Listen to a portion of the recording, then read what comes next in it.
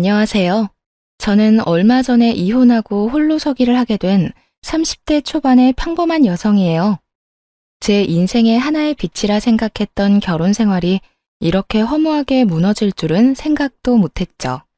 저는 어린 시절 극과 극의 삶을 살았어요. 고등학교 들어가기 전까지는 정말 제 인생 최악의 인생이라고 생각했어요. 그것도 이혼할 때에는 순위가 바뀔 뻔했죠. 저의 성장 과정은 그리 순탄하지 않았어요. 어머니와 아버지를 어린 나이에 잃었고 어린 시절에는 이모 밑에서 자랐죠. 아버지는 도박 중독이었고 무연고 처리될 뻔했어요. 그런 아버지가 죽고 나니 죽도록 아버지 빚만 갚던 어머니도 끈 떨어진 것처럼 의욕을 모두 잃더니 사고로 돌아가셨죠. 그랬기에 어린 시절 내도록 배를 골아야 했고 부재 중인 아버지와 바쁜 어머니를 그리워하며 정신적으로도 굶주려야 했어요. 그래서 저는 평범한 사람과 결혼하고 싶었어요. 그리고 가정을 이루는 것이 꿈이 된 사람이었어요. 저에게도 평범한 삶이 가능하다는 것을 믿고 싶었거든요. 그래서 남편과 결혼을 결심했어요. 그러나 그 결심은 시모와 둘이서 만난 자리에서 와르르 무너졌어요. 사실 시모를 본 건 그날이 두 번째였어요. 첫 번째 날에 남편과 함께 봤을 때는 분위기가 꽤 좋았던 걸로 기억하거든요. 그런데 둘이서 만나니 시모의 본심이 드러났죠. 나는 우리 아들 너처럼 부모 없이 자란 애한테 보내기 싫어. 생각 좀 해봐. 내가 우리 아들한테 얼마나 좋은 것만 해줬는지 아니? 우리 아들이 너 좋아하는 거 알면 너도 눈치껏 빠져줬어야 하는 거 아니냐고. 부모 없이 힘들게 큰 건 알겠는데 연애는 너랑 수준 비슷한 남자랑 해야지. 쥐뿔도 없는 게 우리 아들을 꼬드겨? 시모가 저를 너무 마음에 안 들어 했어요. 저도 화가 나는 마음에 목소리를 높였죠. 제가 부모가 없는 게 천만 다행이네요. 아주머니 같은 부모가 있었다면 얼마나 부끄러웠겠어요? 부모 없어도 이모가 저 열심히 키워주셨고 대학까지 보내줬어요. 저한테는 이모가 부모고 언니예요. 함부로 저희 집 욕하지 마시라고요. 요 맹랑한 게 어디서 어른 보고 소리나 질러? 네가 이러니까 부모 없다고 사람들이 뭐라 하는 거지. 이래서 가정교육이 중요한 거고 이래서 부모 밑에서 사랑받고 크는 게 중요한 거야. 당장 우리 아들이랑 헤어져. 나는 너희 사이 인정 못한다. 저는 꽥 소리를 지르고 나와 남편과 한바탕 싸웠어요. 그렇게 헤어지려고 생각하던 중에 제가 임신을 했다는 걸 알아차렸어요. 저는 정상적인 가정을 가지고 싶었고 아이에게서 아빠를 빼앗고 싶은 마음은 없었어요. 그래서 남편에게 말했죠. 남편이 포기하면 헤어지고 혼자라도 키울 생각이었는데 남편은 좋다며 결혼을 하자고 하더군요. 그래서 저희는 결혼을 할 수 있었어요. 당연히 시모는 굉장히 싫어했어요. 당장 저더러 뭘 해올 수 있냐며 소리를 빽 지르더라고요. 저는 이 우울한 상황에서 이모와 상담을 했어요. 아이가 생겨 결혼하려는데 시모가 반대한다고 말이죠. 그런데 이모가 의외의 말을 하더라고요. 그 집 사람들 안 되겠네. 감히 우리 조카를 그런 식으로 취급하다니. 걱정하지 마. 이 이모가 다 해결해 줄게. 너 시집살이 편하게 할 수 있도록 말이지. 이모는 그렇게 말하고 저를 전폭적으로 지지해 줬어요. 특히 상견례를 할 때 나와서 시모를 꾹꾹 밟아줬죠. 이모는 온갖 명품을 휘감고 나와서는 시모에게 말했어요. 저희 조카가 참 착해요. 제가 결혼식 도와주겠다고 했는데도 매번 거절을 하니 제가 사돈께 직접 이야기하는 게 더 빠를 것 같더라고요. 결혼식 비용은 저희 쪽에서 다 해줄 거예요. 그렇지만 우리 쪽에는 가족도 없으니 예단 예물은 하지 않는 걸로 하고 대신 제가 신혼집을 제공할게요. 물론 제 조카 명의로요. 안에 들어가는 혼수도 저희 쪽에서 해결할게요. 그러니까 우리 조카 험한 일 시키지 말고 꽃길만 걷게 해주면 좋겠어요. 이모의 말에 시모가 깜짝 놀라더군요. 예단 예물이 없는 건 좀 섭섭했지만 결혼식 비용이며 집도 대준다니 듣고 있는 저도 놀랐거든요. 어머, 그렇게 해주시면 저희야 너무 좋죠. 예, 너는 여태껏 이렇게 좋은 이모가 있다는 걸 왜 숨겼니? 걱정하지 마세요. 저희가 꽃길만 걷도록 해줄 테니까. 당장 돈 들이지 않고 결혼을 끝낼 수 있다는 생각에 시모와 남편 입이 찢어지더군요. 하긴 좋은 게 좋은 거라고 남의 돈으로 할 수 있으면 기분이 좋을 수밖에 없지만 저는 솔직히 좀 가슴이 답답했어요. 이모 밑에서 크면서 언젠가는 이모에게 진 이 빚을 모두 갚고 가겠다고 생각했는데 그게 점점 더 멀어지고 빚만 더 생기는 기분이었거든요. 이모는 자력으로 성공한 사람이었어요. 건물도 가지고 있었고 가게도 하나 있었죠.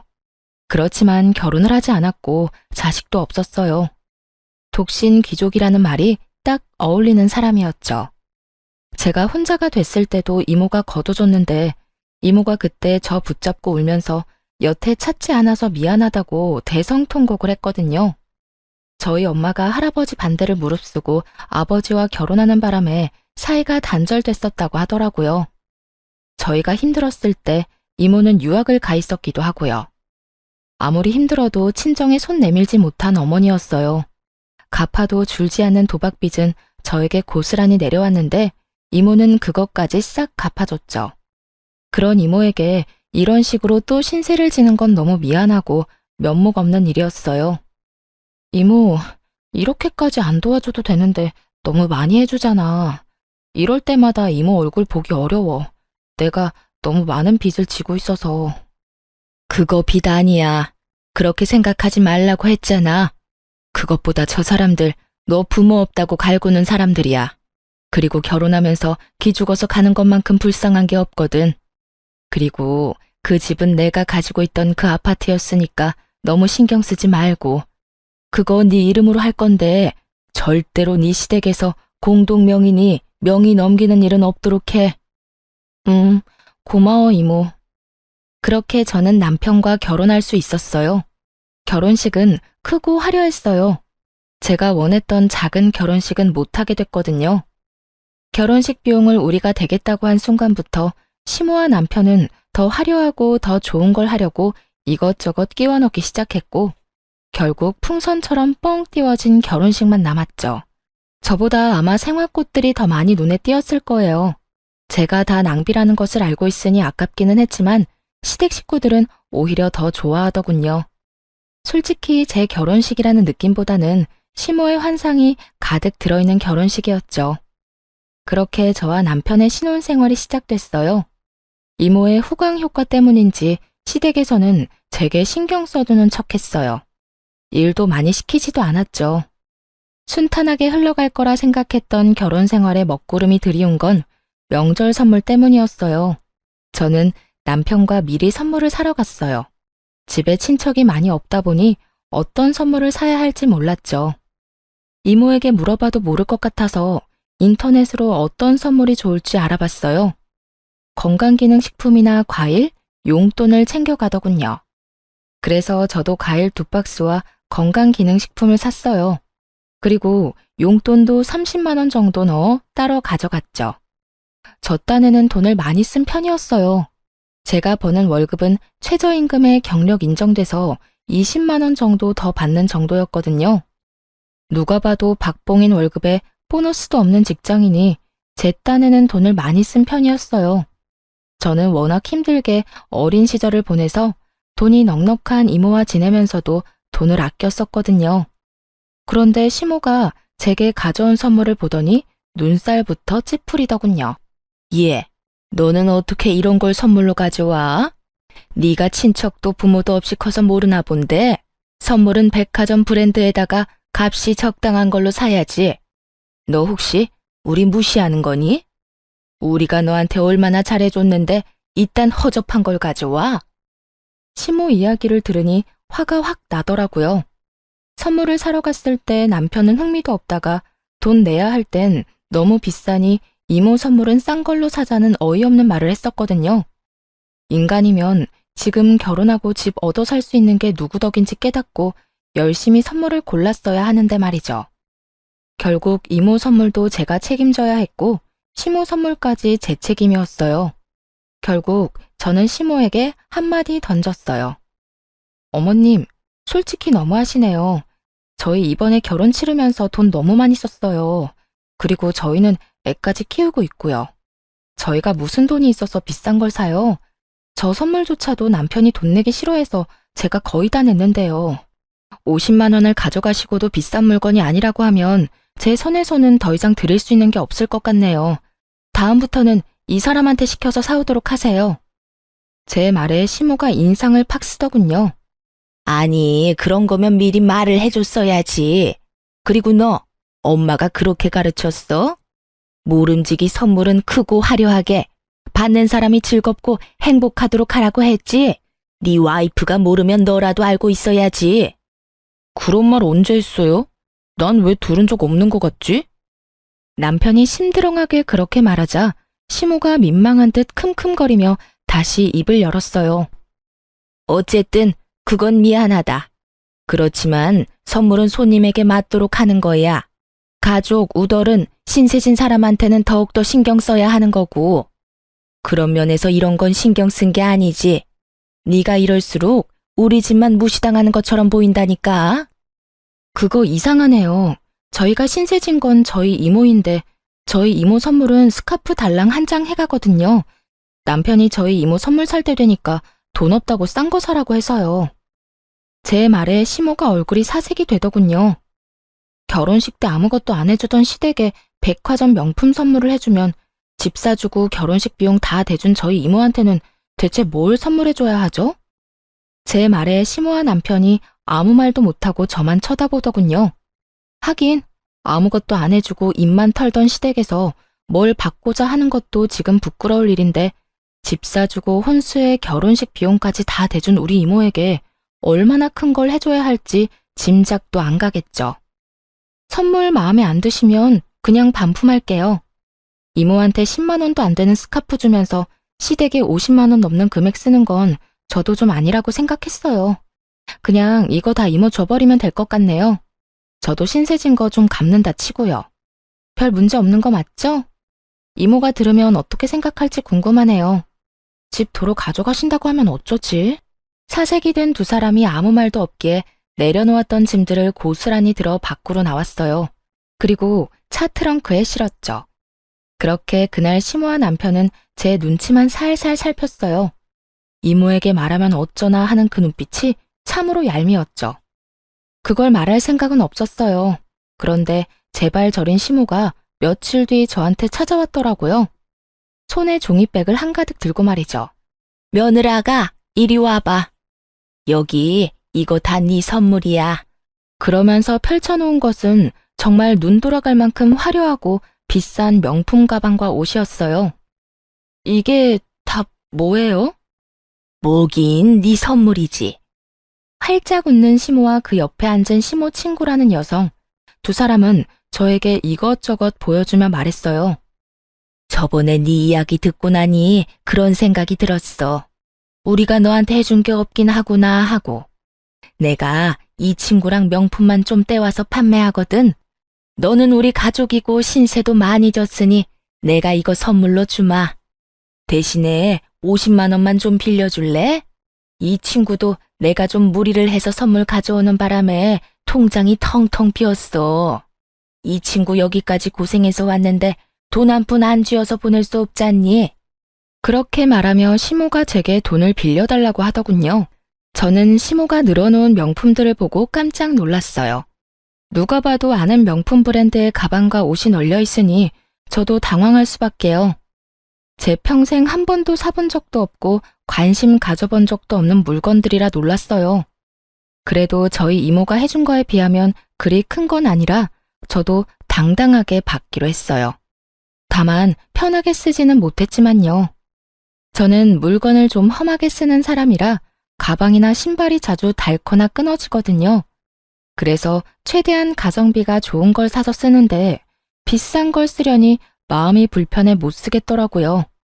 그래서 받은 물건들은 종이봉투째 고스란히 옷장에 모셔놨어요. 그 뒤로도 시모는 종종 우리 집에 친구분과 들러 가방이나 옷, 신발 같은 걸 주고 갔어요. 그리고 똑같이 돈도 빌려갔고요. 저는 그걸 시모의 화해 제스처로 받아들이기로 했어요. 저한테 미안하고 이모에게 볼 낯이 없으니 이런 비싼 걸 저한테 선물해 주는가 보다 싶었죠. 그래서 기분이 꽤 좋았어요. 그런데 그 기분은 결혼한 지 5년도 채 안 돼서 산산조각 났어요. 이야기의 발단은 저의 퇴사 소식이었죠. 여보, 나 회사 퇴사하고 다른 거 하고 싶은데 괜찮을까? 저는 당시의 회사 생활에 큰 회의감을 느끼고 있었어요. 쥐꼬리만한 월급에 적성도 맞지 않는 일까지 이모에게서 독립하겠다는 조급함 때문에 들어간 첫 직장이 저와 전혀 맞지 않았거든요. 그럼 나와서 뭐 하려고?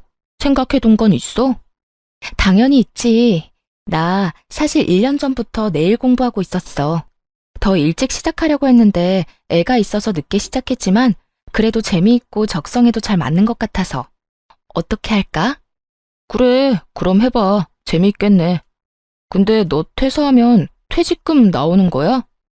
응, 당연히 퇴직금 나오지. 그래? 그럼 열심히 해봐. 우리 엄마도 그런 거 좋아하니까 환심사기 딱 좋을걸? 시모는 비싼 물건을 취급하는 사람이라 그런지 몸에 걸치거나 화장하는 것에 예민했거든요. 비싼 화장품, 비싼 옷, 그리고 화려한 네일까지. 저는 여전히 어색했던 시모와의 관계를 돌릴 수 있는 네일 가게를 열 생각으로 하루하루가 즐거웠어요. 사직서를 쓴 뒤로는 가게 운영에 대한 것도 공부를 틈틈이 했고요. 물론 솜씨가 좋다면 손님이 따르겠지만 가게를 운영하는 것도 중요한 요소라고 생각했거든요. 희망만 믿고 시작하기에 창업은 미래가 불투명하니까요. 그렇게 바쁘게 지내는데 남편도 덩달아 바쁘더군요. 남편의 출장이 잡혔거든요. 6박 7일 동안 자리를 비워야 하니 짐 챙길 것이 많았겠죠. 그런데 하나부터 열까지 다 새로 사는 거예요. 집에 있는데 디자인이 예쁘지 않고 오래됐다는 이유로 신상의 비싼 것만 사니 당황스럽더라고요. 게다가 출장 때 필요한 건지 평소에 필요한 건지 옷과 운동화도 사드리고요. 저 마지막 퇴사하는 날까지 남편은 열심히 돈을 썼어요. 퇴근하고 집에 돌아오면 남편 택배가 쌓여 있는 건 거의 매일 보는 일상과도 같았어요. 여보, 무슨 물건을 이렇게 많이 사? 6박 7일이 아니라 한 달 가는 거야? 그리고 하나만 사면 될 걸 뭐하러 여러 개를 사? 남편의 구매 목록은 특이했어요. 미니 선풍기도 팔토시도 목 선풍기도 모두 4개씩 사더군요. 남편이 태연스레 이유를 설명해줬어요. 같이 가는 팀원들이 모두 4명이거든. 이번에 내가 총무 맡게 돼서 준비물까지 싹 다 준비하게 됐어. 그렇게 말하니 자기 돈이 아니라서 열심히 썼구나 싶었어요. 자기 돈으로 낭비하는 것도 아니니 더 이상 별말 하지는 않았어요.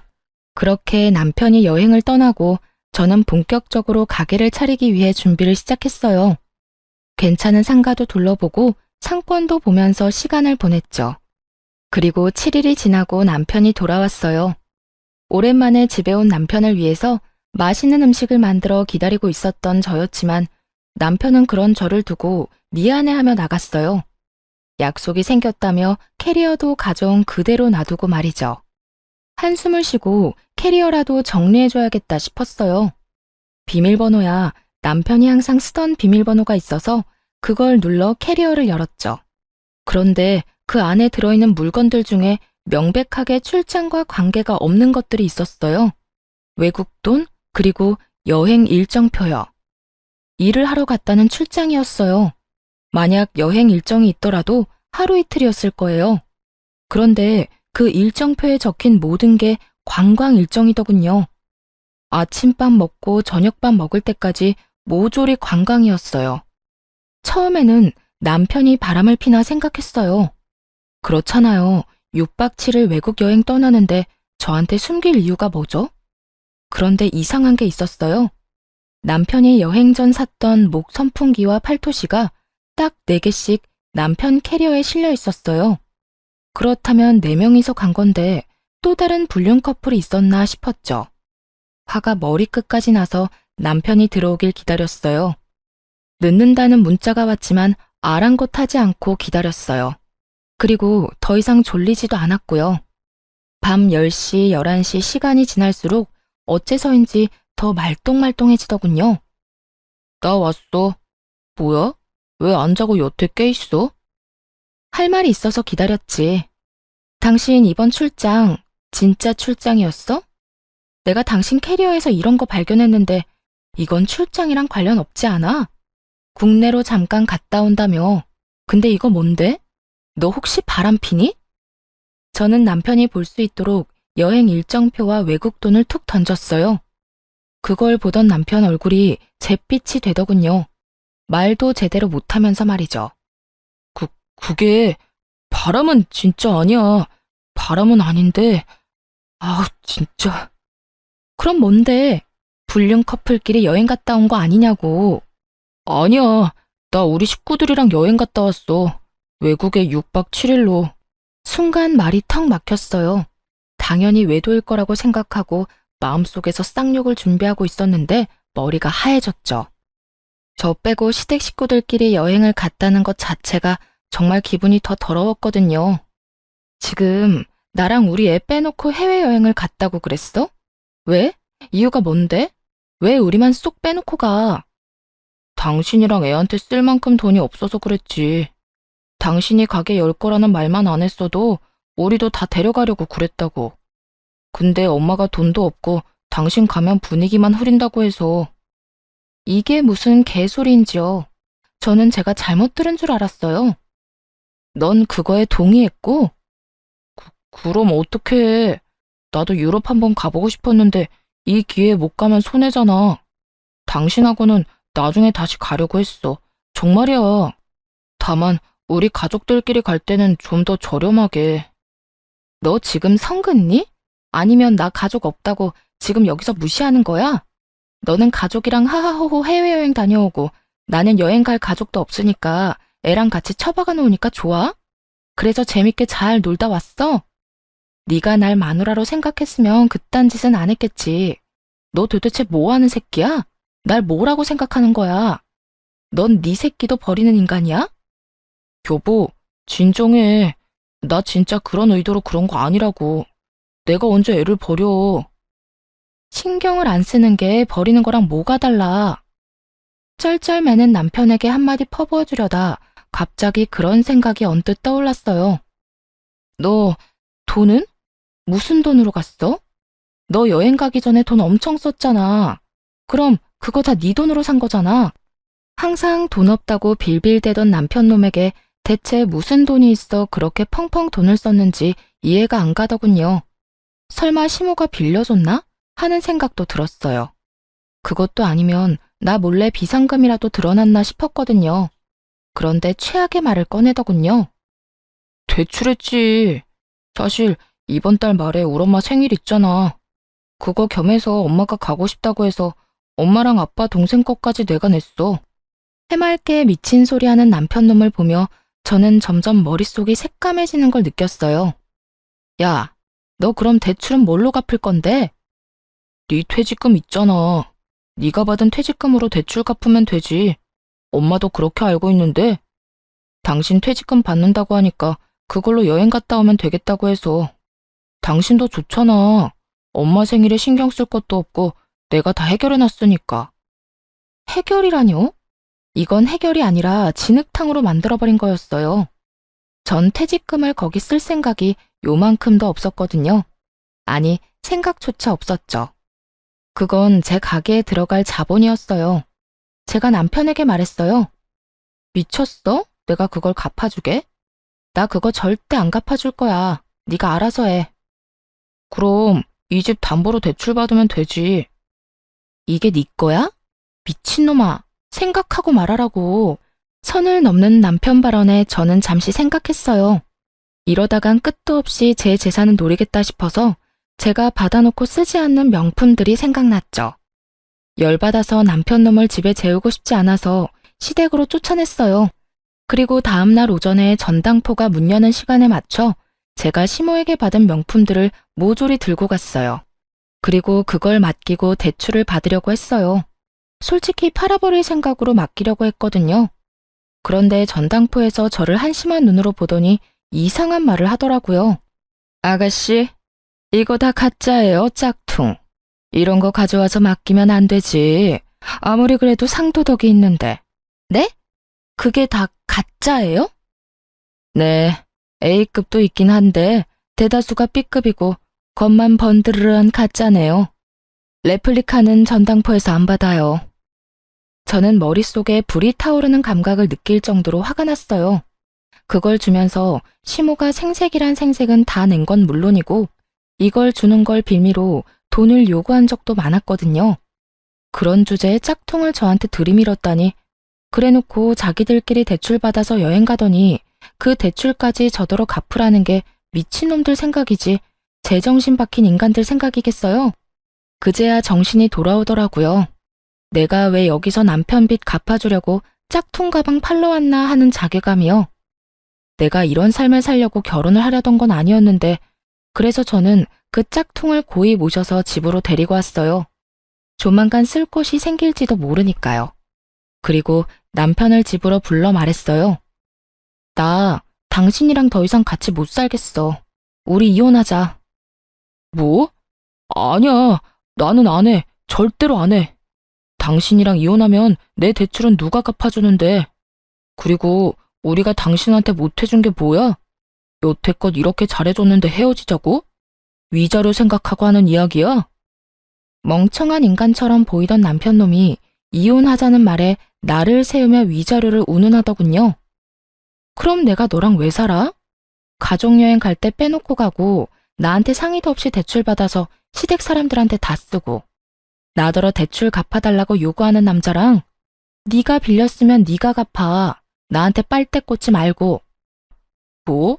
빨대? 너 말 다 했어? 가족끼리 갔다 올 수도 있지. 그럼 너도 다녀와. 내가 보내준다니까. 그럼 돈 내놓던지. 네가 돈 주면 갔다 올게. 내 돈으로 여행 갈 생각 없거든? 뭔 헛소리야. 왜 내 돈으로 네가 여행을 가는데?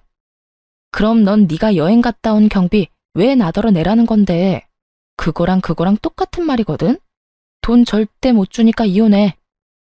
와, 너 진짜 대단하다. 어떻게 한 번을 안 봐줘? 내가 매번 이랬어? 우리 집이 매번 이랬냐고. 한 번 놀다 온 거 가지고 되게 뭐라 하네. 속으로 꺼내고 싶은 말이 많았지만 참았어요. 네 엄마 짝퉁 줬다더라 하고 소리치고 싶었거든요. 그런데 끝까지 참았어요. 그건 비상시에 요긴하게 쓰일 물건들이었으니까요.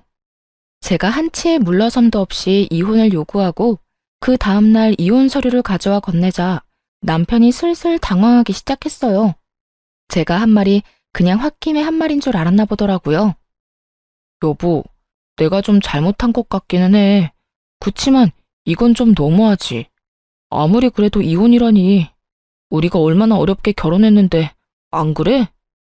그러니까 그렇게 어렵게 결혼한 내 인생이 지옥으로 가고 있다는 걸 깨달았으니 당신 같으면 기분이 어떻겠어? 지옥이라는 말에 남편놈 얼굴도 일그러지더라고요. 지옥? 아, 여행 간 게 그렇게 아쉽고 원통했으면 나랑 가면 되잖아. 한 번도 갔다 오면 되지. 여행? 그것 때문에 화난 거 아닌데? 네 말대로 여행, 나 혼자 호화롭게 다녀오면 그만이지. 근데 넌 건드려서는 안 될 걸 건드렸어. 내 퇴직금 이야기는 꺼내지 말았어야지. 그거 내 사업 미천이거든?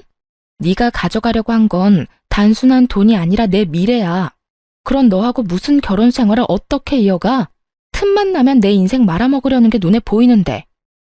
남편이 제 말에 아무 말도 못하고 입술을 잘근잘근 깨물더니 밖으로 나가버렸어요. 저는 남편이 나간 것을 보고 바로 흥신소에 연락했어요. 저희 시모 뒤 좀 캐달라고 말이죠. 그리고 며칠 뒤 저희의 이혼 소식을 남편에게 전해들은 시모가 저희 집으로 찾아왔어요. 이혼이라니? 갑자기 이게 다 무슨 일이야? 너 왜 갑자기 말을 바꾸니? 이 결혼 네가 원해서 하자고 한 거야. 그런데 이렇게 쉽게 뒤집는다고? 결혼이 장난인 줄 알아? 장난이 아니니까 이혼하자는 거예요. 넷이서 룰루랄라 외국 여행 갔다 오셨죠? 그런데 당신 아들이 나한테 뭐라고 한지 알아요? 내 퇴직금으로 당신들 여행 경비 대출받은 거 나더러 갚아달라고 했어요. 내가 왜요? 내가 그 여행에 1분도 함께하지 않았는데 내가 왜 그딴 호구짓 하고 있어야 하냐고요. 호구짓? 너 우리가 그렇게 잘해줬는데 이딴 식으로 말하면 안 되지. 이혼? 이혼하고 싶으면 해. 그런데 우리는 절대로 너 용서 못하거든.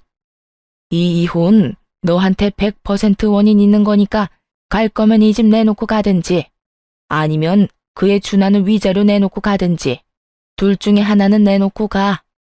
이모한테 말해서 달라고 하면 줄 거잖아. 안 그래? 역시 원하는 건 이 집, 그리고 돈이었더라고요. 이 집의 명의는 결혼 기간 중에 저로 바뀌었거든요. 제가 이모에게 끝끝내 돈을 갚겠다고 해서 이모가 결국 차용증을 써줬어요. 이 집이 그렇게 탐나요? 이 집 제 거 맞아요. 그런데 이거 가져가면 우리 이모한테 달마다 돈 내야 되는데 괜찮겠어요? 같이 빚 갚는 것도 나쁘지 않죠. 일단 제 명의니까요. 그제야 차용증을 보고 살짝 놀란 시모가 저를 흘겨보며 그러더군요. 왜 가족끼리 차용증을 써? 이거 거짓말 아니야? 그리고 네가 힘들면 이모가 도와줄 거잖아. 설마 그렇게 잘해줬는데 너 이혼할 때 돈 안 내줄까 봐? 차용증은 진짜였지만 이모와 제 관계가 워낙 돈독했으니 그것만 믿고 있는 게 분명해 보였어요. 그래서 저는 한 가지 더 던졌죠. 어머님, 이모와 제가 친하다 해도 조카와 이모 관계예요. 평생 모은 재산을 생판 남한테 준다고요? 요새 저희 이모 저랑 만나주지도 않아요. 새로 사귄 남자친구한테 빠져서요. 그런데 뭐요? 저를 도와줘요? 염치가 있고 정신이 똑바로 박혔으면 결혼식 때 도와준 걸로 끝이라고요, 끝. 누가 그 이상 도와줘요? 상식적으로 생각해요, 상식적으로. 그리고 때마침 이모가 전화가 왔어요. 물론 사전에 이미 이야기가 됐었고 제가 먼저 통화 버튼을 눌렀다가 끊으면 이모가 전화해 주기로 했죠. 보세요. 저희 이모 전화 왔네요. 무슨 말할 건지 들어볼래요? 전 일부러 스피커폰으로 켰어요. 이모 나야. 무슨 일로 전화했어? 너 돈 안 줄 거야? 그 집 너한테 준 거 아니고 판 거야. 돈을 빌려갔다고 차용증까지 썼으면 매달 갚아야지. 미안해 이모. 퇴직금 나오면 금방 넣을게. 요즘에 잘 지내? 잘 지내고 말고. 얼마 전에 좀 이르긴 하지만 유언장도 썼어. 남자친구가 내 재산 노린 남자면 그 유언장 보고도 나한테 들러붙으려고 하진 않겠지. 유언장 내용이 뭔데? 내 전 재산 기부하기로 했거든. 돈 노리고 접근한 남자면 그거 알면 바로 도망가지 않겠니? 그 말을 듣고 있던 시모가 제 폰을 노려보더군요. 하긴 이모에게서 돈을 뜯으려는 상황이 무산된 것은 물론 이러다가 빚덩어리인 집까지 떠맡게 될 가능성이 높아졌으니까요. 전화를 끊고 나니 남편이 바로 이야기했어요. 내가 들어보니 예산 일이 아니었네. 그래, 이혼하자.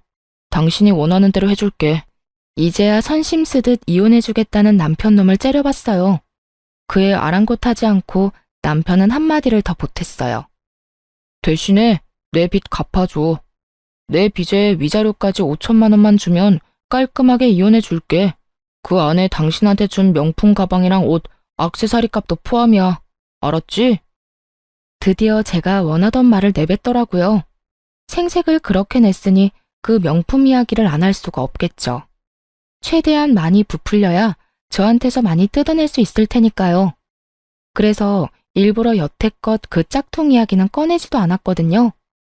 저는 그 예쁜 쓰레기 폭탄을 시모에게 돌려줄 생각이었어요. 곱게 포장해서. 그 이야기는 변호사 만나서 하는 게 어떨까? 나중에 다른 말 듣고 싶지도 않고 증인이 있어야 하지 않겠어?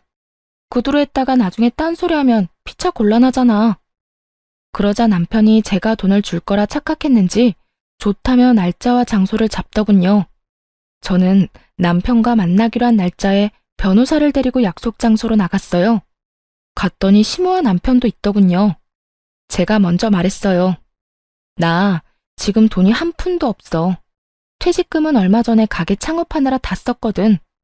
당신이 받고 싶다고 한 돈이 얼마였지? 5천만 원. 내가 얼마 전에 빌린 대출이 2천만 원이고 3천만 원은 위자료. 남편 말이 끝나자마자 시모가 급히 말을 끼워 넣었어요. 내가 준 명품 선물도 잊지 마. 그것도 값쳐서 줘야 해. 아, 그 명품들 다 얼마였는지 기억나세요? 그럼 분명히 1억은 넘었어. 내가 얼마나 너한테 많이 줬는지 아니? 네가 신혼집 가져왔다고 해서 그렇게 해줬는데 이렇게 빨리 헤어질 줄 알았으면 그냥 아무것도 선물 안 하는 건데 말이지. 그럼 영수증 좀 주세요. 그거 한번 볼게요. 영수증? 그게 아직 있을 리가 없잖아. 어디서 산 건지도 기억 안 나. 아마 현금으로 사서 카드 기록도 없을 텐데. 현금 영수증 받았을 텐데요. 그런 거 안 받았는데? 그럼 그 물건 산 가게들은 전부 신고 대상인데요. 그거야 내가 알 필요 없잖아. 나는 그냥 너한테 준 내 명품들에 준하는 돈만 받아내면 그만이니까. 근데 제가 변호사한테 물어보니까 제가 승소할 가능성이 높다고 하더라고요. 그래서 그 돈 제가 줘야 할 필요가 없다고 느꼈어요. 그냥 소송으로 끝내는 게 더 확실하지 않을까 싶어서요. 대신 그 명품들은 제가 돌려줄게요. 그거 있으면 저 재산 더 많이 잡혀서 혹시라도 당신들한테 재산 분할 해줘야 할지도 모르거든요. 어머니가 원하시기도 하니까 가져가세요. 저 한 번도 사용한 적 없거든요. 뭘 이런 걸로 갚아? 돈으로 줘야지. 그리고 네가 썼는지 안 썼는지 내가 어떻게 알아?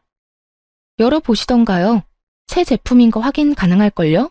그리고 산 곳에 가서 확인해보면 되고요. 아니면 도로 팔면 되잖아요.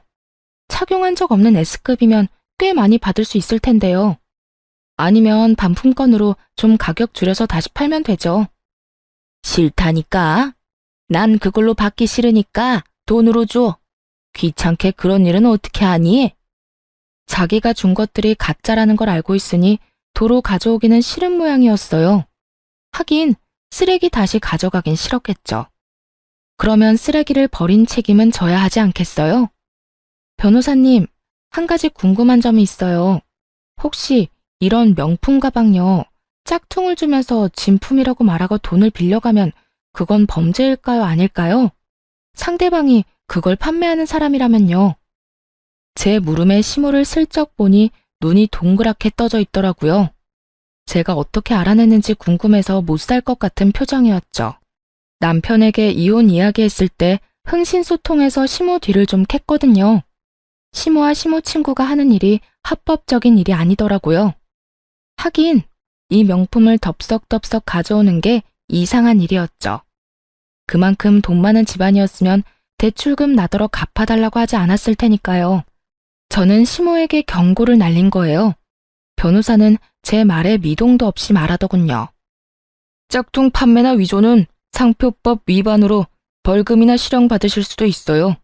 그런데 요즘에는 명품 기업에서 민사로 소송하는 게 더 벌이 무거워요. 만약 신고할 거면 대기업이나 그 하청 쪽에 통해서 신고하면 더 큰 벌을 받게 할 수 있을 겁니다. 그 사람들 눈에 혈안이 돼서 짝퉁 판매 생산업자들 찾아 나서거든요.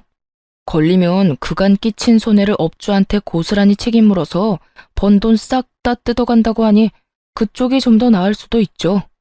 그리고 그 물건을 담보로 돈을 빌려주신 거라면. 더 이상 이야기를 듣다 못한 시모가 자리에서 일어섰어요. 예, 그냥 깨끗이 이혼해줘. 돈 받고 말고 할 게 뭐 있니? 그냥 헤어지고 이 물건들도 내가 다시 다 가지고 가마. 그리고 네가 나한테 빌려준 돈은 내가 다시 돌려주마. 그러니 이제 여기서 그만하자. 밥줄 끊길까봐 똥줄이 탄 모양이었어요. 그렇게 해주시면 저야 좋죠. 이 가방들 도로 가져가서 빚 갚는 데 쓰면 되겠네. 그치? 제 말에 시모가 저를 슬쩍 째려보더니 물건을 주섬주섬 챙겨 밖으로 나갔고 상황을 이해 못한 남편도 시모를 따라 쫄래쫄래 나가더군요. 그렇게 저희는 이혼을 했어요. 아직 어린 아이는 당연히 제가 맡게 됐어요. 마누라 자식 놔두고 자기 가족들끼리만 몰래 여행 가는 놈한테 애를 맡길 수 없죠. 게다가 어려서 엄마가 필요한 나이라 그렇게 된 거고요. 이혼 과정은 정말 더럽고 화나는 일 투성이었지만 이혼이 끝나고 나니 다르더군요. 시모가 저에게 준 예쁜 쓰레기들을 고스란히 시모에게 되돌려주니 어찌나 속이 시원하던지. 그리고 이혼을 하고 나서는 짝퉁 판매업자로 시모와 시모 친구를 신고했어요. 저한테 곱기만한 쓰레기 안겨주고 생색내고 돈 뜯으려는 시모가 너무 얄미워서 말이죠. 결국 시모와 시모 친구는 저 때문에 부랴부랴 거점을 옮겼지만 그 새를 못 참고 또 짝퉁 판매하다가 경찰에게 걸렸더라고요. 기회가 왔을 때 똑바로 살았으면 이런 일도 없었을 텐데. 그리고 전 남편은 자신이 가진 대출도 터지고 펑펑 돈을 쓰던 시부모의 빚까지 겹쳐지면서 빚에 허덕이고 있더군요. 그야말로 자기가 누울 자리 무덤 판 거죠. 무사히 이혼한 제게 이모가 그러더군요. 무사히 지옥에서 탈출한 거 축하한다. 그리고 그 집은 내 선물이니까 차용증은 없던 일로 하자. 네가 돈 갚고 싶어하는 마음은 아는데 내가 언니한테 못 해준 거 너한테 해주고 싶어서 그래. 그리고 언니가 너한테 해줬어야 할 것들도 해주고 싶고. 우리는 이제 세상에 둘뿐인 가족이잖아. 이 말을 듣는데 어찌나 짠하던지. 그렇게 저는 빚 없이 온전히 신혼집을 지켜냈어요. 그런데 나중에 남편이 어떻게 알았는지 저희 집에 찾아와 고성을 지르며 난리를 쳤어요. 너 일부러 그랬지? 이모랑 너랑 사이 틀어졌다면서 우리한테 속이고 너 혼자 이거 다 처먹으려고 그런 거잖아. 나 이거 그냥은 못 넘어가. 무조건 소송할 거고 이 집 받아낼 거야. 내가 지금 당신 때문에 무슨 꼴 난 줄 알아? 무슨 꼴 나긴. 네 인생 네가 열심히 조졌잖아. 네 손으로 망친 거 왜 나더러 도와달라고 해? 이보세요. 그쪽이랑 저랑은 이제 아무런 관계없는 사람이고요. 내가 가진 건 이제 더 이상 그쪽이 넘볼 수 있는 게 아니에요. 그리고 소송? 해봐. 이거 소송해서 누가 이기나. 네가 변호사 비용 다 대고 나가 떨어질 게 분명한데 해! 하고 싶으면. 네가 속인 거잖아. 그 집 받을 거라고 약속되어 있었고 이모랑 관계 틀어졌다는 것도 다 거짓말이었고 그러면 이혼 자체가 무효인 거 아니냐고. 정신 똑바로 차리고 들어. 너 이혼할 때 이혼 사유가 이 집이었어? 아니지. 나는 네가 맘대로 돈 빌리고 나한테 그거 갚아달라고 떼쓰고 나를 너희 가족 안에서 철저히 무시한 걸로 이혼하자고 했어. 그 이유만으로도 이혼 확정 사유는 차고 넘쳐. 그런데 이 집을 이유로 혼인 무효를 걸겠다? 너 특유 재산이라는 거 모르지? 그걸 알면 네가 여기 와서 이런 뻘짓하고 있지는 않겠지. 넌 내 재산 단 하나도 못 건드려. 죽었다 깨어나도 너한테 줄 거 없으니까 거지처럼 여기서 구걸하고 있지 말고 이제 그만 꺼져. 야, 진짜 1억이야? 너 나 좋아했잖아. 우리 사랑해서 아이까지 낳으며 알콩달콩 살았잖아. 그런데 네가 어떻게 나한테 이래? 이럴 거면 결혼을 왜 하자고 했어? 그 말을 듣는데 이성이 뚝 끊어지는 소리가 들리더군요.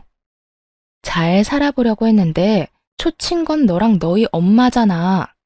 결혼하기 전에 너희 엄마가 나 몰래 만나자고 해서 무슨 소리 했는지 모르지? 넌 좋은 것만 가져서 내가 그걸 줄 수 있겠냐고 따지더라. 그때 걸렀어야 했는데 내가 너무 세상 물정 몰랐지. 차라리 애를 혼자 키우는 게 나을 줄은. 우리 엄마도 너한테 잘해주려고 했어. 네가 너무 예민한 거라고. 나는 너 절대 용서 못해. 엄마 신고한 것도 너잖아. 잘해주기는? 짝퉁 명품 넘기면서 그 배로 돈 빌려간 사람이 당신 어머니야. 그리고 나 빼놓고 여행 가자고 한 사람도 너희 어머니겠지. 네가 생각이 있었다면, 나를 정말로 생각하는 마음이 있었다면 나 빼놓고 여행 갔겠니? 부모님만 보내고 나랑 따로 가자고 해야 하는 게 맞는 거 아니냐? 상식적으로 왕따 시켜놓고 내가 너 잘 챙겼잖아 하면 누가 믿어주기는 해? 그리고 대출받아 놀러 간 거 나더러 갚으라고 하는 부분이 정말 최악 중에 최악이었지. 용서? 하지 마. 나도 너 용서할 생각 없으니까 하지 말라고. 네가 뭔데 나를 용서한다 만다야? 아, 진짜 이렇게까지 해야 됐어? 그렇게까지 안 했으면 너랑 네 어머니가 내 뒤통수 때리고 버렸겠지. 그 많은 빚은 왜 그렇게 끌어다 쓴 거야? 도대체 뭘 믿고 그런 대담한 짓 했는지 알 수가 없어. 그래놓고 그 짓에 대한 책임은 내가 왜 져야 하는데? 나도 왜 이렇게 됐는지 모르겠다고. 당신한테 돈이 있잖아. 당신 이모 어차피 핏줄이 너뿐이라며. 그러면 그 사람 죽을 때 그거 다 당신 재산 되는데 그것 때문에 엄마가 많이 빌려 쓴 것 같더라고. 결국은 모든 게 돈이었어요. 참 뻔뻔한 거지 멍청한 건지 이모가 만에 하나 재산을 물려주더라도 그건 제 몫이죠. 그런 저를 이렇게 괴롭게 만들어 놓고 제가 그 돈을 뱉어놓을 거라는 생각은 무슨 머리로 한 건지 모르겠어요. 가짜 명품으로 구슬릴 생각이었는데 그것도 참 웃긴 일이었고요. 너랑 너희 가족은 내가 돈으로 보였겠네. 그러니까 앞으로 나 찾지 마. 내 인생에서 너 볼 일은 오늘로 끝났으니까. 아무 말도 못하고 돌아간 전 남편 놈을 보며 진짜 더 열받았던 건 우리 아이에 대한 이야기가 조금도 나오지 않았다는 점이었어요. 이제라도 애 걸고 넘어지면 곤란하니 저도 대화할 때 최대한 아이 이야기는 하지 않았지만 그래도 짜증나는 건 어쩔 수 없더라고요.